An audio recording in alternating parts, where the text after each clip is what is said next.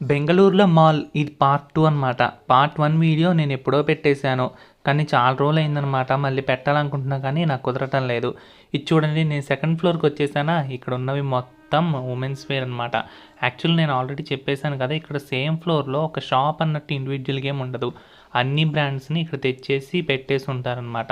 మనకి ఏది కావాలో అది తీసుకొని వెళ్ళటం, డైరెక్ట్‌గా క్యాష్ బిల్ చేసే ప్లేస్‌కి తీసుకొని వెళ్ళటమే.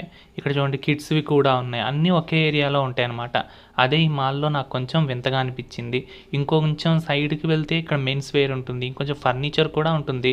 రకరకాల ఫర్నిచర్ అన్నీ పెట్టేసి చూపిస్తూ ఉంటారనమాట. మనకి ఏది కావాలో అది తీసేసుకోవచ్చు.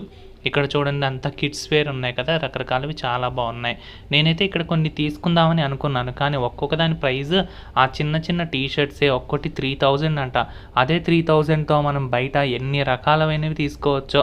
బ్రాండ్ అన్న పేరుకే కానీ పెద్దగా ఏమీ వచ్చేది ఉండదు, పెట్టేది ఉండదు. అందుకని నేను బయట తీసుకుందామని ఫిక్స్ అయిపోయి ఏం తీసుకోలేదు.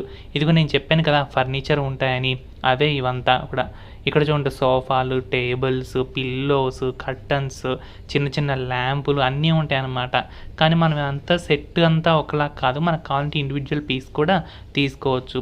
దానికి ప్రైస్ అంతా ఒక చోట పెట్టుంటుంది, మనం వెళ్ళి చూసుకోవడం. సిమిలర్ టు ఐకియా అనమాట.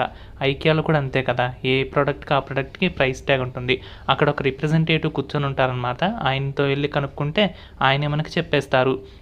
ఇంక ఇదంతా చూసేసిన తర్వాత గ్రౌండ్ ఫ్లోర్‌కి వెళ్ళిపోయాను. అక్కడ ఉంది కదా మన రిలయన్స్ మార్ట్ ఉందన్నమాట. అన్నీ గ్రోసరీస్ అన్నీ ఉన్నాయి. ఇక్కడ చూడండి, ఇవంతా సిరియల్స్ అనమాట. నేనైతే నా పాత కంపెనీలో ఉన్నప్పుడు బీభత్సంగా తినేవాడిని. ఇప్పుడు మాత్రం తినాలంటే పెద్ద ఇంట్రెస్ట్ కూడా రావట్లేదు, ఏంటో మరి. ఇక్కడ చూడండి, హార్లిక్స్, బూస్ట్ ఇవన్నీ ఉన్నాయి. ఆ తర్వాతే మనకి ఇక్కడ ఏంటంటే రైస్ బ్యాగ్, గ్రోసరీస్ అన్నీ ఉన్నాయన్నమాట. కొంచెం ఆఫర్ ప్రైస్‌లు నాకు మరీ ఎక్కువగా అనిపించలేదు. బియ్యంలో ఒక 10 రకాలు ఉన్నాయి. రెడ్ రైస్ అని, బ్రౌన్ రైస్ అని, ఇంకా కొంచెం చిట్టి ముత్యాల రైస్ అని, ఇవన్నీ బిర్యానీలోకి వేసుకునే బాస్మతి రైస్లో కూడా ఒక 4-5 టైప్స్ ఉన్నాయన్నమాట. ఇవన్నీ చూసుకుంటూ వెళ్తూ ఉంటే ఇక్కడ మిల్లెట్స్ కనపడ్డాయి. మిల్లెట్స్ తీసుకుందాం అనుకున్నాం కానీ మా ఇంట్లో ఎప్పుడు సరిపడా స్టాక్ ఉంటుందన్నమాట. అందుకని తీసుకోవాలనుకోలేదు. ఆ వెంటనే పక్కనే ఉన్న వెజిటేబుల్స్కి వెళ్ళాను.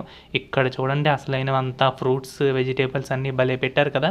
ఎంతైనా సరే మన ఊర్లలోనే చాలా తక్కువ ప్రైజ్లకు వస్తాయి. ఈ సిటీల్లో ఎంత పెద్ద సూపర్ మార్కెట్కి వెళ్ళినా, ఎంత చీప్గా దొరికే మార్కెట్లకు వెళ్ళినా కానీ మనకి ఊర్లలో దొరికినంత క్వాంటిటీ అయితే దొరకదు. ఇది మాత్రం నేను ఖచ్చితంగా చెప్పగలను. ఇవన్నీ నేను చూస్తున్నానా, అదే ఇంటికెళ్ళి వీటి ప్రైజెస్ మా అమ్మకి చెప్తే మాత్రం దెబ్బకి షాక్ అవుతుంది. అది మాత్రం కన్ఫర్మ్. ఆ తర్వాత ఈ ఫ్రిడ్జ్లో ఉన్న ఈ స్టోర్డ్ ఐటమ్స్ చూశాను. వీటినైతే నేను ఎక్కువ సజెస్ట్ చేయను తీసుకోవాలని. ఏదో జస్ట్ చూసామా వెళ్ళిపోయామా అంతే. ఎందుకు మనకి ఇవన్నీ. అందుకని ఎప్పుడే ఫ్రెష్గా తినడమే నాకు చాలా ఇష్టం అండి. నేను అదే ఎక్కువ ప్రిఫర్ చేస్తాను.